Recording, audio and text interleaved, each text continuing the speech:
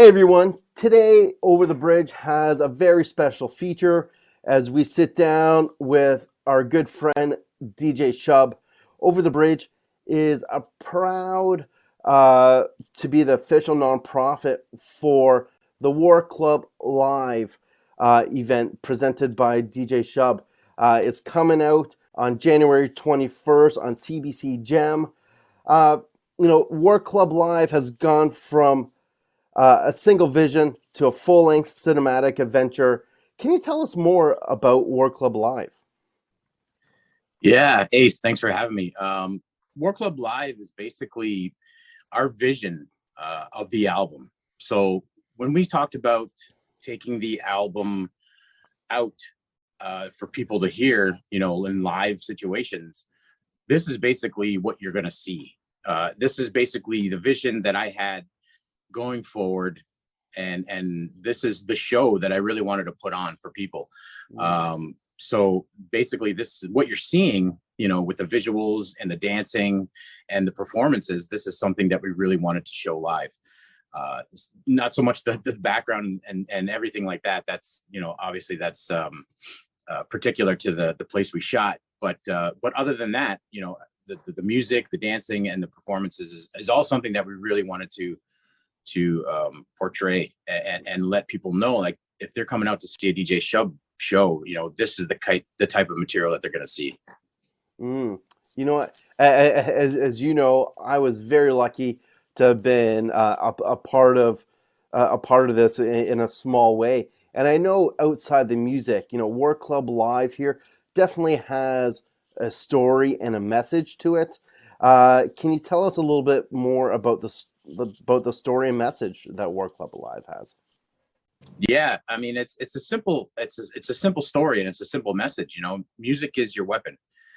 For me personally, like music, it gets me through a lot of things mentally, and it gets me through a lot of tough situations. And music's always been that thing that helps me.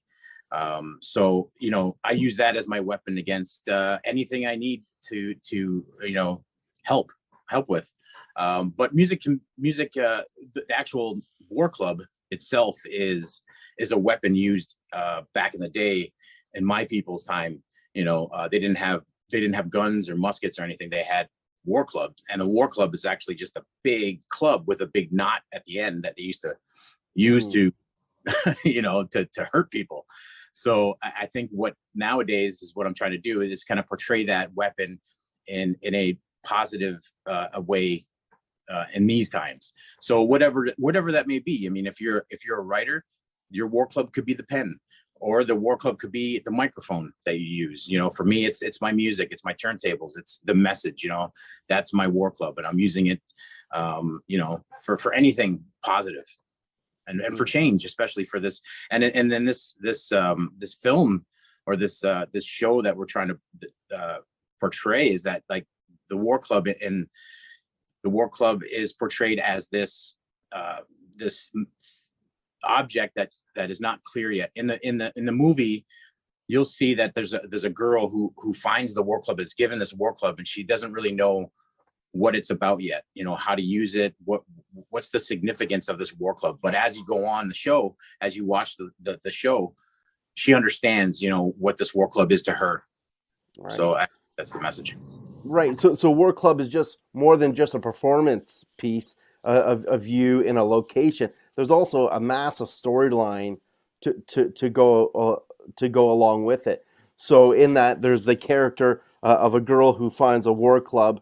And can you tell me a little bit more about the story itself that's in the film? Like, it's a massive piece to the project. Yeah, it's a cool vision, brought together between myself and Mike Annunziata, who's the one that directed it and everything like that. And our vision was just basically, it's a girl who is missing her sister, and she finds this war club. And throughout the story, she goes on this adventure. She goes on this thing, something is calling her, and something is moving her forward in life. And basically, it's the War Club is something that helps her get through these situations that she's put in throughout the show. So throughout the show, you know, she's reminiscing about the time she had with her sister. She's reminiscing about all these different things that's kind of putting mentally, she's sad about it. But the War Club gives her strength, right? And then she finds out at the very end, you know, she meets up with the music, and the music also helps her cope with everything that's happening. And yeah, it's a beautiful story. I mean, and it's hard to tell a really interesting story in a short amount of time, but I think we really nailed it. Yeah. Like I mentioned, being able to be there for the filming of it all, you know, it was an amazing day. The weather was challenging. You know, it was cold. The actors were there, the performers, the dancers. The location was beautiful, and being able to see it in the early stages of the editing and how gorgeous it turned out.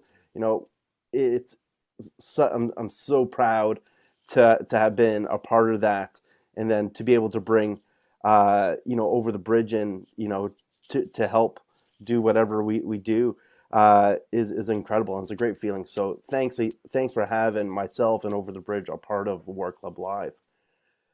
You know, cultural experiences, community experience all shape the stories of our lives. You know, so right now I'd like to dig a little deeper into the story of DJ Shub. You and I, we've known each other for almost 4 years at this point.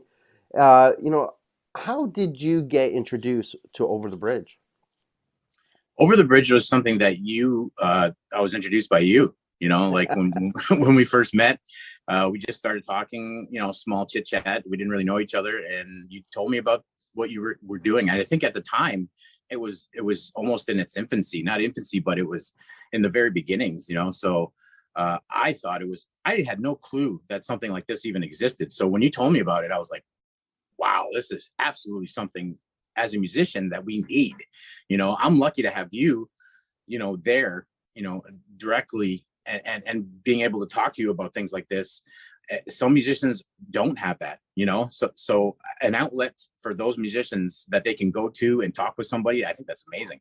I think it's a great way to help you know, these musicians that are going through tough mental stresses in their life, and especially in live situations, when you're dealing with all these things, these elements that used to get you in trouble.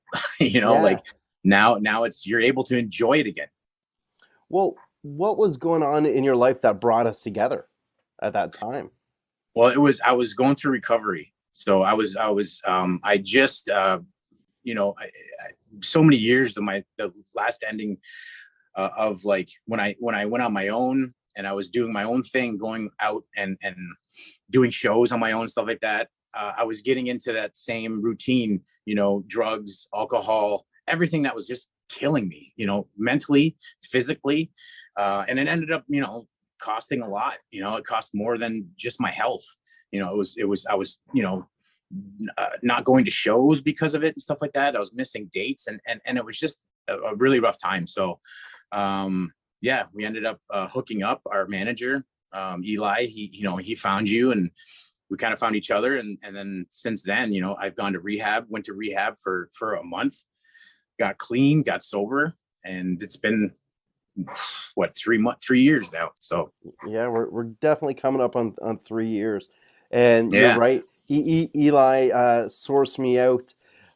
You know, as you mentioned, there's a lot of things going on in your life, and previously I've only worked with bands, right? So you're the first solo artist that I've worked with, and I could definitely see the different pressures, you know, that a solo artist faces while on the road. You know, not just the pressures of having to perform, but you know, how you spend your time during the day. You know, the whole hurry up and wait scenario that you know, the music industry brings. And normally with a band or group, you know, you got people to riff off of, you know, spend time with, go check out record shops. But when you're doing that alone, yeah, you're relying on your local friends of whatever city you're in to sort of entertain you, and that's, you know, for them it's their party for the day, but when you're on the road and you're the one doing it day after day, it's your party every day, and Yeah. people, and a Yeah. lot of people want that rock star moment with you know, their buddy who's coming in from out of town, and they don't get to see you, but they don't recognize that you know, this is what you do every day, and instead of going out, you know, maybe to a record store, you know, people want to party a little bit, Yeah. and Especially the DJ, right? Like DJs, they're the life of the party, you know, and you know, that's the tough part, is that, you know, for a DJ, every night's a Friday night, every morning's a Monday morning, you know, like it's tough, you know, it's really tough. And for me, especially, you nailed it when you said, you know, I was by myself, you know, and it would be a lot, it would have been a lot easier if I had a group of people with me that, you know, didn't get into trouble, you know, and that would help keep me out of trouble, or just not think of even doing that. And then, like, at shows too, you know, I really noticed the thing that really clicked in my head before I was clean and after I was clean, is that, like, you know, before, I would always use this excuse as like, oh, you know, all these after parties, they come after me, and then they, you know, they get me to go out and do all this stuff. But you know, thinking about it now, you know, there's plenty of things you can do after a show. You can hang out with cool people, go to get something to eat, then go back, you know, go back to your hotel or whatever, and chill out. You know, those options were always there. I just never seen them before, you know. And then, you know, and like having someone like you on the road, man, I'm lucky, because that's like, you know, that decision is so much easier to make, you know, when there's someone there right there for you. But like I said, if you're not lucky enough to have someone with you, you know, something like Over the Bridge, you know, or contacts in any of these cities, you know, it's a great outlook, a great you know, a great way to keep in check, to keep yourself in check. And we've talked about that before. Yeah, you know, I've really appreciated some of, you know, our long talks on some of the long drives that we've done together, and you know what we do for each other, you know, is peer support. You know, you're there for each other. You're there to check in with each other, uh, and you know, you're not alone in the journey when you got someone with you. You know, for those who are artists who are not in the position to bring someone out with them, it's always, you know, actually could be a question for you. If an artist does not have the capability to bring someone out with them, what's something you think they can do to have that support? Reach out to another artist, you know, reach out to another artist that, like, you know, if someone was out on the road and they were having a tough time, you know, reach out to me, you know, reach out to me. I then from me, you know, I can give them different kind of support groups or different things to do, you know, like, or I can just get them in touch with you, or get them in touch with your website or whatever, you know, like, so there are musicians out there that, you know what to do, or have the ability to give you different options. Right. Yeah. One thing Over the Bridge definitely has is a great community. We have an online community of, you know, musicians and roadies of over 1,200 members, as well as we do have our online peer support groups that we facilitate twice a week. I'm a, you know, with Shub here and many artists. You know, I'm a tour manager, sound guy. You know, in addition to that, you know, group peer support group facilitator. You know, and you know that's something I do, but you don't need to be trained to support someone. You just need to pick up that phone. You need to Yeah. have someone there to pick it up. You know, family. You know, some friends. You know, make sure to have their contact numbers with them. If you're doing the long drives and you're bored, put on your headset. You know, put the phone. You know, obviously, no driving with phones in your hands and all that stuff. You know, pull over. But there's a way to connect with others, you know, and you don't need to be struggling to connect with them. You don't have to wait till that, you know, I'm down and out. You know, if you're feeling good and you're just a little bit bored, reach out. Uh, but Dan, I would love to know what, you know, now that you're on the other side of the tracks here, you know, you're 3 years into recovery, you're doing great. We talk often. What has your journey taught you so far?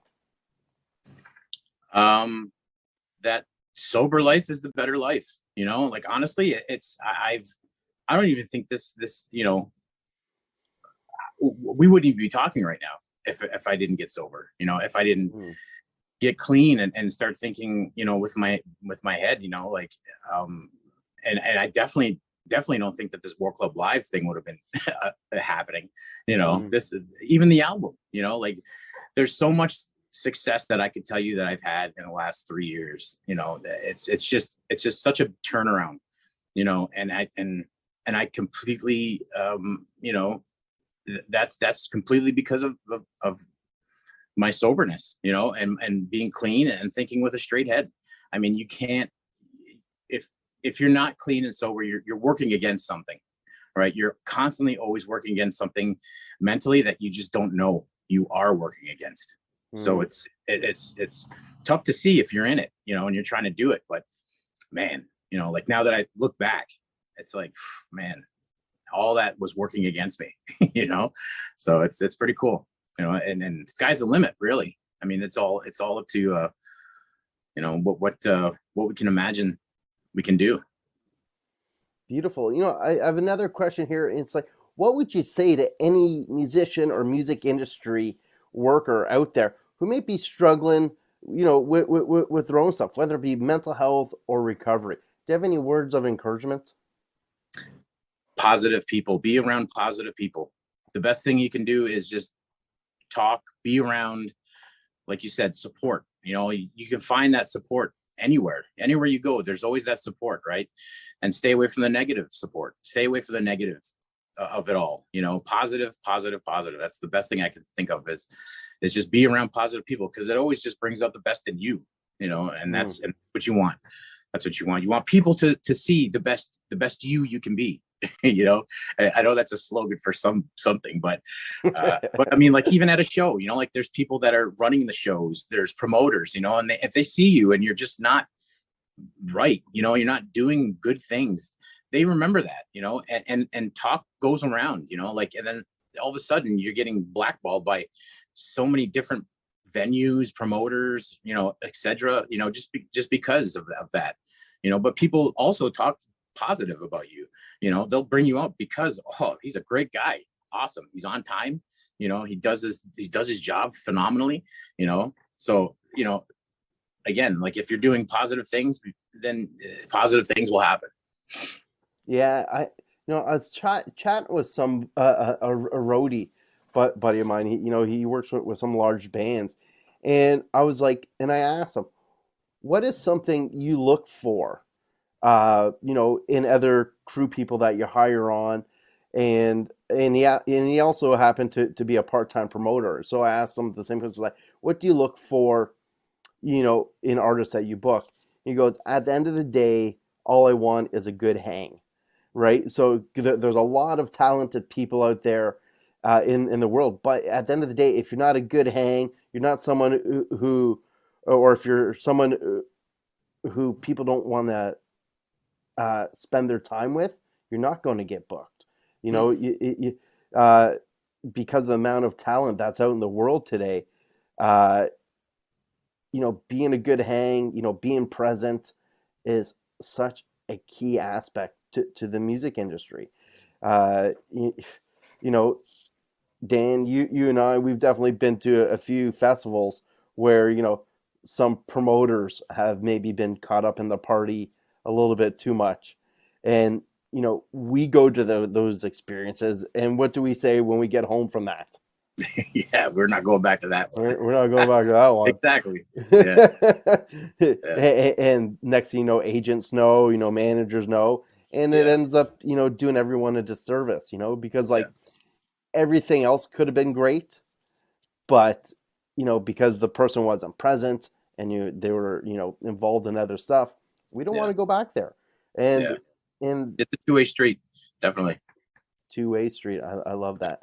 So Dan, I would love to get your final thoughts. Sorry,